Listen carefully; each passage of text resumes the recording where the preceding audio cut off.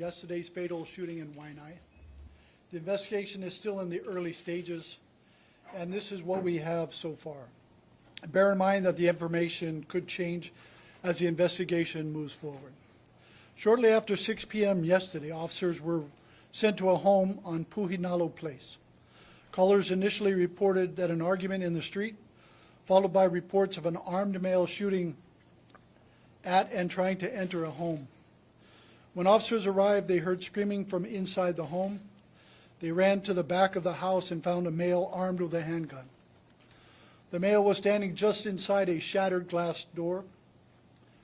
The closest officer repeatedly ordered the male to drop the firearm. Instead of putting the gun down, the male racked around or pulled the slide back and let it slide forward. At this time, the officer fired 2 rounds at the suspect. The male fell to the ground, and the officer administered first aid until paramedics arrived. Officers found 3 other adults in their home with gunshot wounds caused when the suspect fired into the house. A 4th adult sustained assault-type injuries, and 2 other adults and 2 juveniles were also at home uninjured. As you know, investigations and crime scene technicians worked all night at the scene. So far, it is determined that the suspect was involved in an argument in the street shortly before the shooting. The suspect, who lived across the street from where the shooting took place, argued with his girlfriend before her relative took her to his home. The suspect then went into his own home and came out with a rifle. He pointed the rifle at a neighbor and at the relative's home and tried unsuccessfully to fire the rifle. The suspect then went back into his own home and came out with a handgun, which is when he walked across the street and shot approximately 4 rounds into his girlfriend's relative's home. Officers arrived shortly thereafter.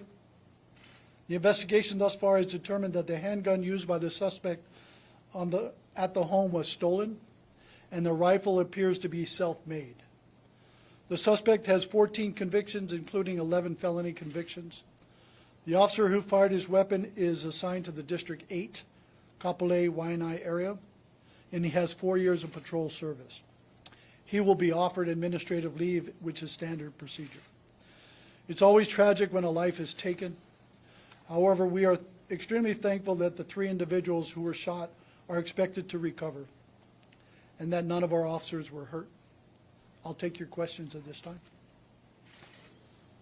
Can you clarify the relationships of who lived where? You're saying that the girlfriend's relative lives on the same street, and does the girlfriend usually live with the suspect? The girlfriend lived with the suspect. The relative lives across the street, almost directly across the street. So just by coincidence, she has the relative? Yes. Was there any surveillance video? Was there any body cam video? And what impact did that play in this case? There is surveillance video from the nearby homes. There is body-worn camera video. As the investigation progresses, and that information is used to answer the questions in the investigation, at a future time we'll release that. How old are the suspect and his girlfriend? That I don't know offhand. I think they're over 60. Both the suspect Yes. and the girlfriend? Yeah. Neighbors have complained that there's been threats from this person before. They say they've called police, tried to get TROs. Do you have any records of past response to this home, any TRO service? And if so, if there was TRO service, why weren't weapons searched for that? There were 2 incidents prior that we responded to. One was a terroristic threatening in 2023, and then in 2022 there was another domestic argument involved, I believe, the same 2 people, the girlfriend and her boyfriend. Were weapons sought at that time? None that I know of. Why would that be? Depends on the reason for the terroristic threatening. I'm not sure if there was or was not a weapon. I assume there was a weapon used to make it a TT first, but I don't know exactly. Well, I didn't read the reports. All I know is there was a previous case. So I think we can get that answer for you. Yeah, or if you could just speak to general procedure when you respond to something that is as elevated as what you explained in the past. Right. What is the procedure for searching, either asking about weapons or searching for them if it's warranted? Yeah, I think the officers on the scene, if it's a terroristic threatening, and the requirement is to clear the, in case the individual had firearms and wasn't supposed to have, how would we render that safe exactly? And so the officers would make an inquiry into that. We do know he has a registered firearm. We don't know where it is. It wasn't in the house when we were in the investigation, but we're still ongoing, so we're waiting to see that investigation. The two firearms that were there, one was homemade, and the other one was stolen. And so when and where those were at the time of the terroristic threatening in the first place, I don't know. But if the officers were in the house and could use a search warrant to go look for them, they might have done that. But I don't know if that was done at the scene at that time. Is the suspect's girlfriend among those who were injured? Maybe the assault from the earlier argument and assault in the street, but I'm not positive. But no, she wasn't one of the ones that were shot. Were all of the firearms injuries from bullets from the suspect's gun? That's correct, yes. Those were injured before the officers arrived. What kind of gun did he, what kind of handgun did he have stolen? There was a firearm, it appeared, I'm trying to remember if it was a .40 caliber revolver, but I don't remember the brand name. And I think you answered, but to clarify, body cam video does exist? Yes, there is body cam video, and as well as ring camera or home camera, surveillance camera available. We'll use that for the investigation, and sometimes the investigation is complete, and then we'll release the body cam and the video for you. What can you do for the Waianae community? This has just been a rash of shootings for one reason or another or no reason. This community is pleading for more interventions. What will you do? So the Honolulu Police Department, with our community policing teams and other elements, working with the community to solve the problem. This is not just a law enforcement problem. This is a criminal justice problem. This is individuals that maybe belong in jail and don't belong on the streets. Maybe it belongs in the communities, and how can we help the community solve this problem? Our officers, as the 4 or 5 officers that work in the Waianae area at any given time, can't be everywhere all the time. And so they were down the street at another call just prior to this one, and they got to the scene as quickly as possible. So we need help. We need people in the community that live in the community, that know things are going on, that understand who is in their communities that may be armed, may be doing dangerous things, to help the police do our job and help their community in ensuring that they're not a victim later on. So we need everybody's help. This is not just a police issue. This is a community and social issue. But if it's a community that's riddled with guns in the wrong hands, only the police should have the guns. So again, they would say 4 or 5 men and women out there to protect. Can't you put more resources out there? Some would say if this was Waikiki, if this was Hawaii Kai, resources would be flooding to that. I wouldn't necessarily say that. And this person stole a gun. We didn't know where the gun was for a number of years. When it was reported stolen, it was hiding in his house. It wasn't until this day he came out with a rifle that he made and a gun that he had. So the police aren't going to know that offhand. So we don't have ESP and can't figure out where guns are imaginary in homes. People have to, unfortunately, bring them out and use them, or we need to be told where they are, what location they are, and help us get the information we need to go get them. But we need the community's help. We can't just walk in people's homes and say, hey, you shouldn't have a gun, let me check. That's not how the law works. Chief, how are you feeling considering this is the second shooting in Waianae in less than a week? Obviously, there's an issue and concern. We got to help the community solve this problem together, like I just explained. It's not just us. And Waianae is not the only place, unfortunately, we have shootings. But we as a community and the law enforcement community work very diligently with our communities to help them understand and work to a solution. So it's got to be a joint effort by all of us working together. I think we need assistance from our federal partners too. If these are ghost guns or parts, and how are we making them? How are they coming in? How is that happening? So we need assistance in that area to help us in that aspect of these firearm parts that are coming together to make guns. So what additional resources does HPD plan to put out there? As you mentioned, this work that has to get down in the community level, down to the social services level. What more can you do besides the 4 or 5 that are assigned to Waianae specifically? Like I said, the commander out there with the resources she has, working in the district, knows the district very well, and working with the community partners, working with the neighborhood security watches, the neighborhood boards, and the elected officials that are out there to come together to solve this problem, to find a solution and work together to solve the problem. No, am I going to give her more resources? That depends on what she's asking for. But right now, the community policing team and other elements that are out there are in the district, as they are in all 8 districts, working diligently to help crime problems in those areas. Any update on the status of the full opening of the new police station out there? Or any changes? So it's still under, the station is open. It's operational. The upstairs is under construction. We're working with city elements to further that construction. It should be done soon. But the station is open and operational. How many positions or officers are you folks still in need of?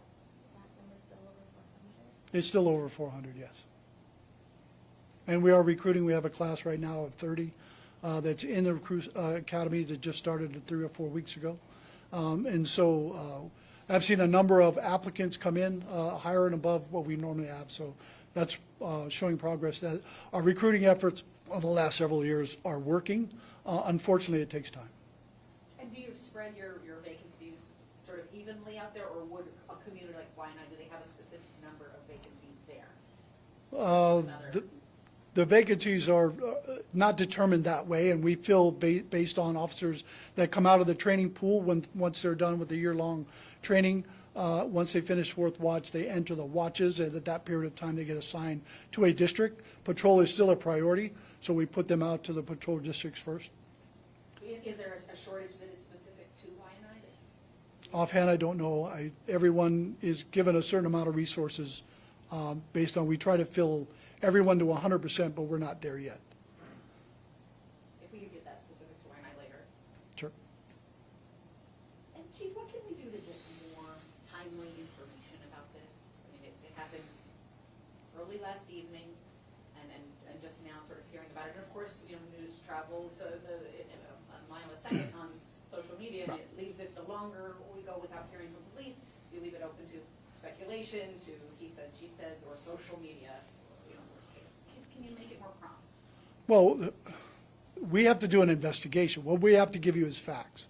What we can't give you is assumptions and things that we're thinking might have happened.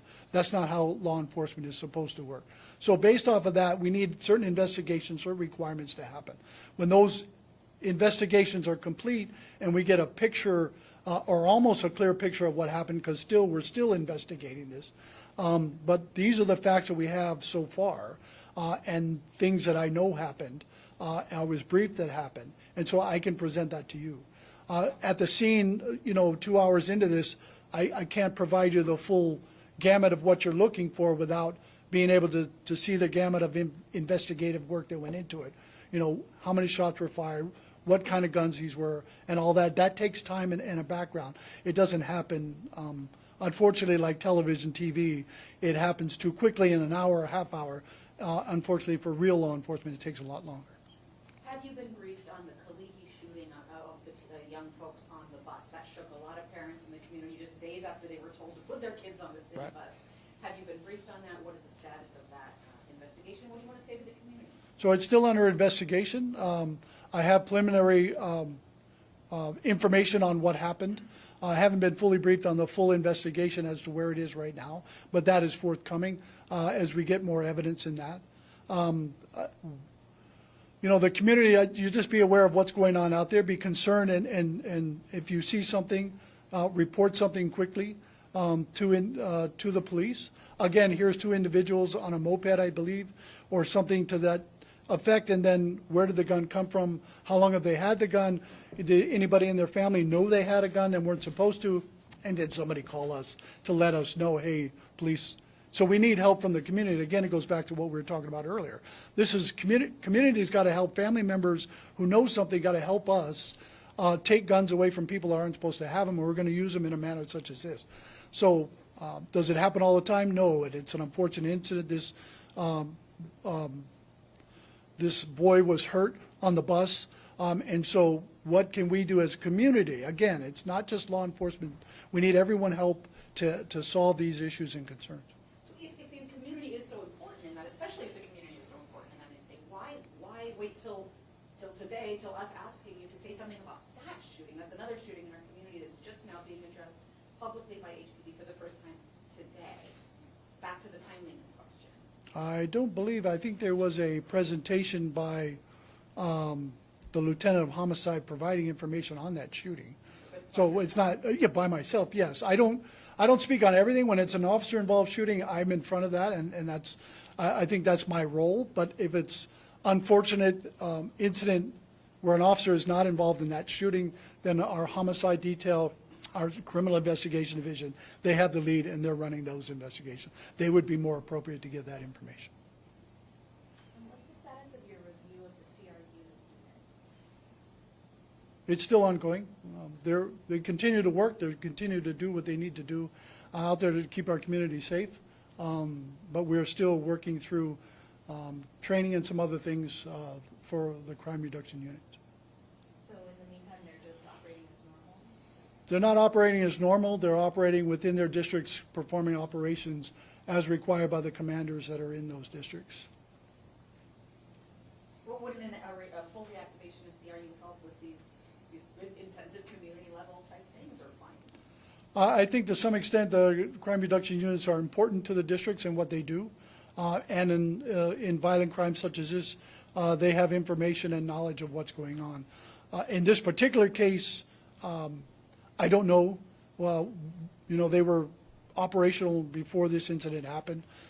For whatever reason, this individual just changed his pattern of it seemed like he was fairly quiet for a while, but maybe he was known in the community, but did the community relay that to the police? I don't know. I need that's something we're looking into as part of the investigation.